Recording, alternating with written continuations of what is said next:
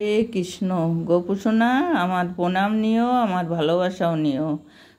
তোমার ভক্তদেরও আমার শতকোটি প্রণাম এবং ছোটদের আমার অনেক অনেক ভালোবাসা। তাই আজকে তোমার ভিডিও বানাচ্ছি। তুমি বৃষ্টিতে ভিজছো, ঠান্ডা লাগবে কিন্তু, বুঝলে? আমি তো বলছি তোমার বৃষ্টিতে ভিজো না, কিন্তু তুমি তো ভিজছো। তো ভিজলে আমার কিছু হবে না, তোমার জ্বর হবে, ঠিক তো? কিন্তু আমি তো কষ্ট পাবো না, আমি কষ্ট পাবো তোমার জন্যে, যে আমার গপুর জ্বর হয়েছে, তখন আমার খুব খারাপ লাগবে। তাই জলে ভিজো না, চলে আসো। তোমার ভক্তদের কাছে আমার অনেক অনেক অনুরোধ, আমার ভিডিওটা দেখার জন্যে। আমার নতুন চ্যানেল খুলেছি এটা, তাই লাইক শেয়ার সাবস্ক্রাইব করে দেয় যেন তোমার ভক্তরা। তোমার ভক্তদের আমার অনেক অনেক অনুরোধ, অনেক অনেক শতকোটি প্রণাম। তাই তোমার ভক্তরা আমার ভিডিওটা যেন দেখে। আর তোমার ভক্তদের বলছি, ভিডিও মানে কি, আমার গপুর ভিডিও, আমার গপুকে দেখবে, তাই না? আমার গপুকে দেখতে কত সুন্দর, দেখো কত মিষ্টি। আমার গপুকে দেখলে মন ভরে যায় আমার। আমার মনে হয় যে আমি আমি এই পৃথিবীতে মানে নেই, আমার গপুর কাছে চলে গেছি আমি। আমি কি বলবো, আমার গপুকে দেখলে আমার সারা পৃথিবীর সব কিছু, সব দুঃখ, সব কিছু আমি ভুলে যাই। যত দুঃখ কষ্ট সব আমার গপুর সামনে গেলে আমি সব কিছু ভুলে যাই। গপু, তুমি আমাকে এরকম মন রেখো যেন আমি তোমাকে দেখে সব কিছু ভুলে থাকতে পারি। কারণ অনেক দুঃখ, অনেক কষ্ট আমি নিয়ে থাকি।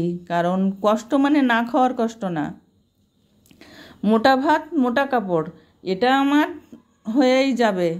কিন্তু মানে আমার দুটো ছেলের কোনো কাজ নেই, সেই জন্যেই আমার খুব কষ্ট। বড় ছেলেটার আছে, টুকটাক হচ্ছে আর কি, কিন্তু ছোট ছেলেটা বসাই বললে চলে।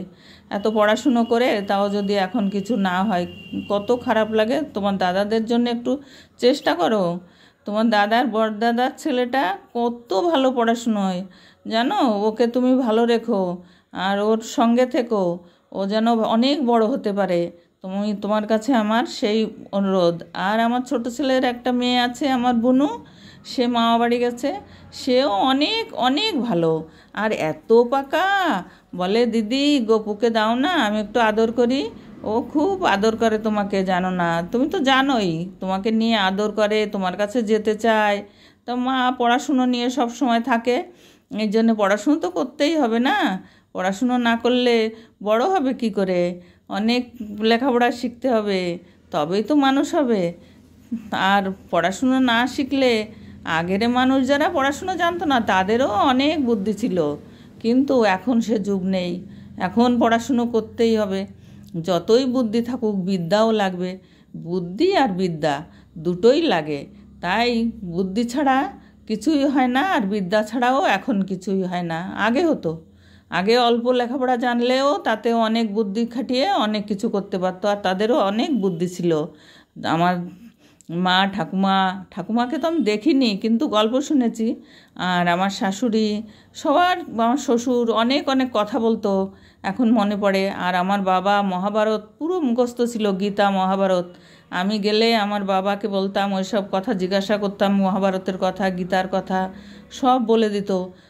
এখনও মনে হয় যে আমার বাবা কেন বেঁচে নেই। আমার বাবা বেঁচে থাকলে আমি আরও মন ভরে আমি সব কিছু মানে শুনতে পারতাম। গোপালের কথা, সব মহাভারতের যুদ্ধের কথা, কৃষ্ণর কথা, সব কিছু আমি শুনতে পারতাম। কিন্তু আমার বাবা আর ইহলোকে নেই, সে মানে আমার বাবা পরলোকে চলে গেছে। আমার শ্বশুর শাশুড়িও, তারাও পরলোকে চলে গেছে। আর আমার মাও চলে গেছে। তাই আমার খুব মনে কষ্ট যে আমার মা বাবা শ্বশুর শাশুড়ি কেউ নেই, যাদের কাছ থেকে যখন সময় ছিল মানে মানে ছিল তারা, তখন বোঝার মতো বুদ্ধি হয়নি। এখন যখন বুদ্ধি হয়েছে তখন আর তারা নেই। তাই গোপুসোনা, কি বলবো, আর আমি তো কোথাও যেতে পারি না।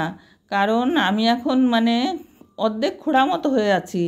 মানে কোনো মতে চলে ফিরে বেড়াই, বাইরে একা একা বেরোতে পারি না, মানে কোথাও যেতে পারি না। আমার আমার অনেকগুলো অসুখ আছে, ব্রেনে রক্ত জমে আছে, তো মির্গি আছে, কোথায় হঠাৎ কখন পড়ে যাব কোনো ঠিক নেই। সেই জন্যে বাড়ির থেকেও যেতে দেয় না। আর আমিও সাহস পাই না যেতে, তাই আমি মানে কেউ সঙ্গে যায় তখনই যাই। আর আমার ওই বড় বৌমা ছেলে দিল্লিতে থাকে, ওখানে আমি ডক্টর দেখাই। তা এখন আপাতত একটু ভালো আছি, তবুও মাঝখানে 2 দিন খুব খারাপ অবস্থা গেছে, 2-3 দিন গেছে। মানে হঠাৎ করে বুকে কেন জানি না শ্বাস বন্ধ হয়ে যায়। সেদিন রাত্রে ঘুমের সে শ্বাস বন্ধ হয়ে গেছিলো। গপু, তুমি বাঁচিয়েছো, তুমি না বাঁচালে আমি তো বাঁচতাম না। আর একটু সময় থাকলেই তো আমিও সেই পরলোকে চলে যেতাম, আর এই ইহলোকে থাকতাম না তোমার কাছে।